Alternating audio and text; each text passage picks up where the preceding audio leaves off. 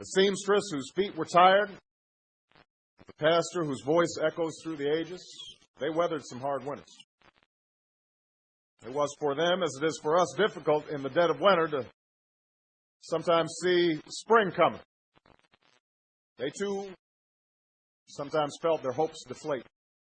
And yet each season, the frost melts, the cold recedes, the sun reappears. So it was for earlier generations, and so it will be for us.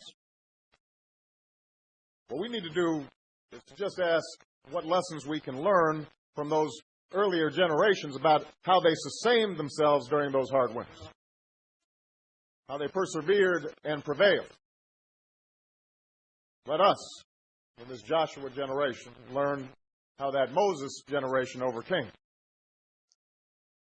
Let me offer a few thoughts on this. First and foremost, they did so by remaining firm in their resolve. Despite being threatened by sniper fire or planted bombs, by shoving and punching and spitting and angry stares, they adhered to that sweet spirit of resistance, the principles of nonviolence that had accounted for their success.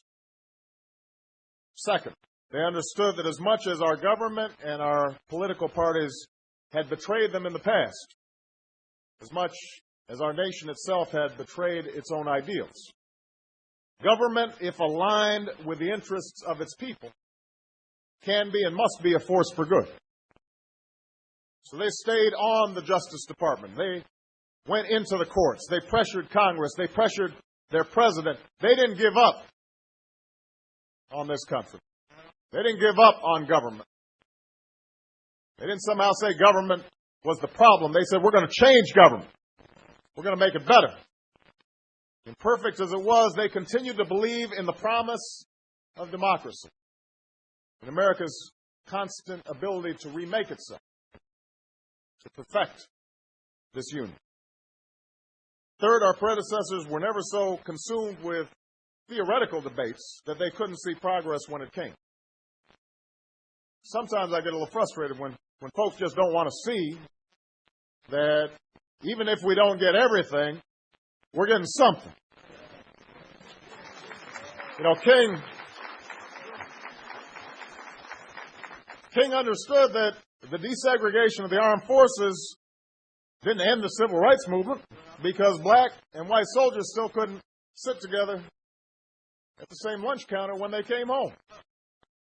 But he still insisted on the rightness of desegregating the armed forces. That was a good first step, even as he called for more. He didn't suggest that somehow by the signing of the Civil Rights Act that somehow all discrimination would end, but he also didn't think that we shouldn't sign the Civil Rights Act because it hasn't solved every problem. Let's take a victory, he said, and then keep on marching. Forward steps, large and small, were recognized for what they were, which was progress. Fourth, at the core of King's success was an appeal to conscience that touched hearts and opened minds, a commitment to universal ideals, of freedom, of justice, of equality, that spoke to all people, not just some people. The King understood that without broad support, any movement for civil rights could not be sustained. That's why he marched with the white auto worker in Detroit. That's why he linked arm with the Mexican farm worker in California and united people of all colors in the noble quest for freedom. Of course, King overcame in other ways as well. He remained strategically focused on gaining ground, his eyes on the prize constantly, understanding the change would not be easy, understand the change wouldn't come overnight, understanding that there'd be setbacks and false starts along the way, but understanding, as he said in 1956, that we can walk and never get weary, because we know there is a great camp meeting in the promised land of freedom and justice. And it's because the Moses generation overcame that the trials we face today are very different from the ones that tested us in previous generations. Even after the worst recession in generations, life in America is not even close to being as brutal as it was back then. for so many. That's the legacy of Dr. King and his movement. That's our inheritance. Having said that, let there be no doubt. The challenges of our new age are serious in their own right. And we must face them as squarely as they face the challenges they suffer. I know it's been a hard road we've traveled this year to rescue the economy. But the economy is growing again. The job losses have finally slowed. And around the country, there are signs that businesses and families are beginning to rebound. We are making progress. I know it's been a hard road that we've traveled to reach this point on health reform. I promise you I know. But under the legislation I will sign into law, insurance companies won't be able to drop you when you get sick. And more than 30 million people, our fellow Americans, will finally have insurance. More than 30 million men and women and children, mothers and fathers,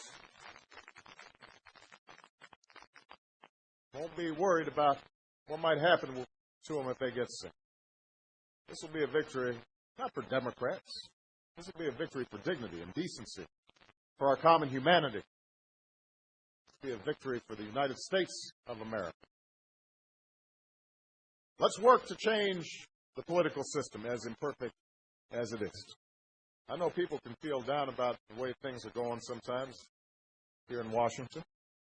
I know it's tempting to give up on the political process, but we put in place tougher rules on lobbying and ethics and transparency, tougher rules than any administration in history. It's not enough, but it's progress. Progress is possible. Don't give up on voting.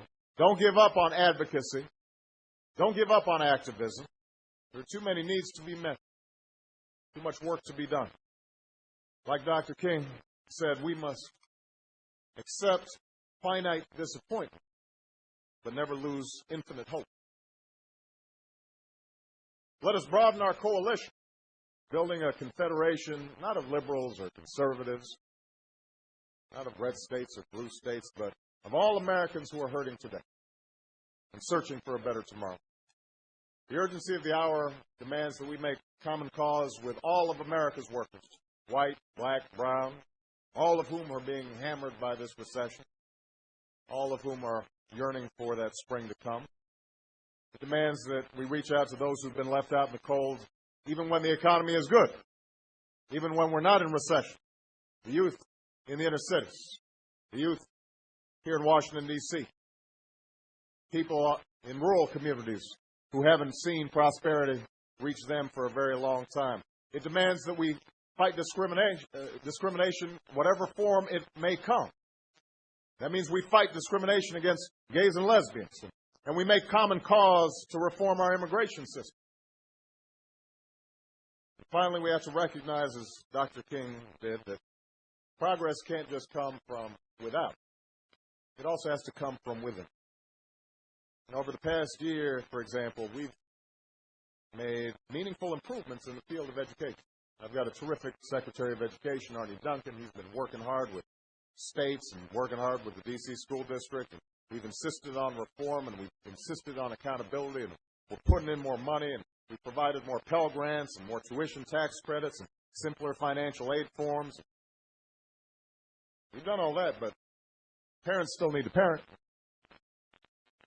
Kids still need to own up to their responsibilities. We still have to set high expectations for our young people.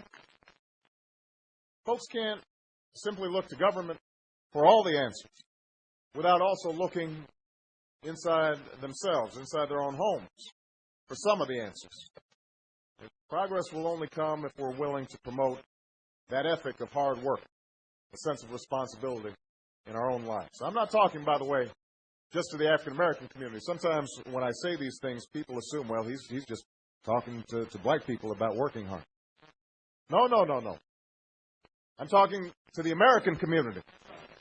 Because somewhere along the way, we as a nation began to lose touch with some of our core values. You know what I'm